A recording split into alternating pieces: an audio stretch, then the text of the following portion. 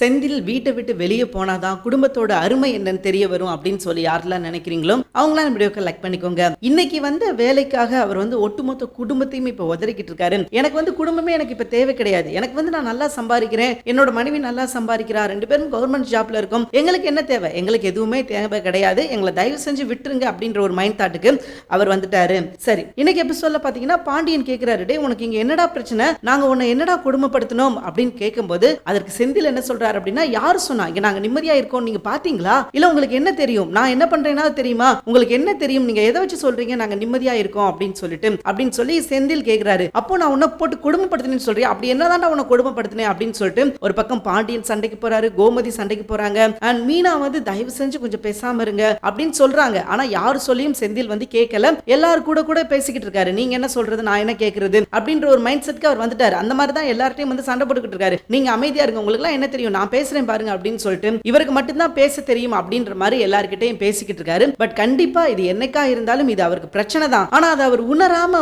எல்லாத்தையும் வாய்க்கு வந்தபடி பேசுறாரு. எழுதி வச்சுக்கோங்க, என்னைக்கா இருந்தாலும் போன உடனே ஐயோ நம்மளால இப்படி தனியாலாம் இருக்க முடியாது அப்படின்னு சொல்லிட்டு அவர் திரும்பி வரதான் போறாரு. சோ சீக்கிரமே அது நடக்க தான் போகுது. ஆனா இதுக்கு இடையில இவர் பண்ற அலப்பறைகள் இருக்குதே, ஐயோ தாங்க முடியல அப்படின்னு சொல்லலாம். அண்ட் ஒரு பக்கம் கோமதி உட்கார்ந்து அழுக ஆரம்பிச்சிட்டாங்க. இன்னைக்கு முழுக்க இந்த ஒரே ஒரு கான்செப்ட் தாங்க, இது மட்டும் தான் நடந்தது. இப்போ இங்க பாண்டியனுக்கும் செந்திலுக்கும் சண்டை முடிஞ்சோடனே பாண்டியன் மீனாவை மீட் பண்றாங்க. மீனா வேலைக்கு போறதுக்காக பஸ் ஸ்டாண்ட்ல வெயிட் பண்ணிக்கிட்டு இருக்கும்போது பாண்டியன் அந்த பக்கமா கடைக்கு நடந்து போய்கிட்டு இருக்காரு. அப்ப பாண்டியனை பார்த்து பேசுறாங்க. அப்ப என்ன சொல்றாங்க அப்படின்னா, இவர் எடுத்த முடிவுக்கும் எனக்கும் எந்த சம்மதமும் கிடையாது மாமா, ஒருவேளை குவார்டர்ஸ் கொடுத்திருக்காங்க அப்படின்னு சொன்னா அவர் வேண்டான்னு சொல்லுவார் அப்படின்னு சொல்லி நினைச்சு நான் தெரியாம இவர்கிட்ட சொல்லிட்டேன். மத்தபடி இந்த குடும்பத்தை பிரிக்கணும் அப்படின்ற எந்த ஒரு நோக்கமும் எனக்கு கிடையாது மாமா. அதே மாதிரி நீங்க நாங்க போறதுனால உங்களுக்கு கண்டிப்பா சந்தோஷம் இருக்காது, எனக்கு நல்லாவே தெரியும் அப்படின்ற மாதிரி மீனா பாண்டியன் கிட்ட சொல்ல, பாண்டியன் என்ன சொல்றாரு அப்படின்னா, அப்பெல்லாம் கிடையாது, நீங்க தாராளமா போயிட்டு வாங்க, எனக்கு எந்த பிரச்சனையும் கிடையாது அப்படின்ற மாதிரி சொல்ல, அதற்கு மீனா என்ன சொல்றாங்க அப்படின்னா, இல்ல மாமா உங்களுக்கு அதுல ஹாப்பி இருக்காதுன்னு எனக்கு நல்லாவே தெரியும், நீங்க தயவு செஞ்சு நீங்க நடிக்க வேணாம் அப்படின்ற மாதிரி மீனா சொல்லிடுறாங்க.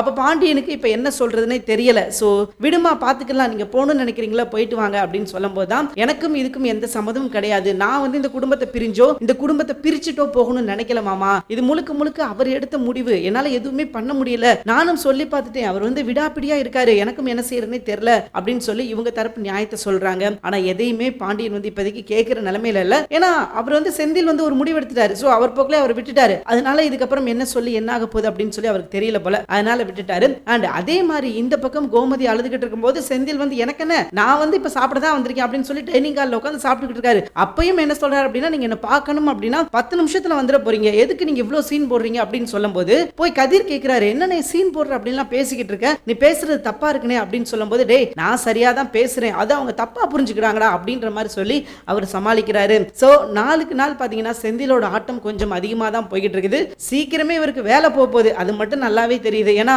இந்த மாதிரி ஆடி ஆடி ஆடி எங்கேயோ போய் பிரச்சனை எடுத்துட்டு வர போறாரு அப்படின்றது மட்டும் ரொம்ப தெளிவா தெரியுது. பார்க்கலாம் என்ன நடக்குது அப்படின்னு சொல்லிட்டு.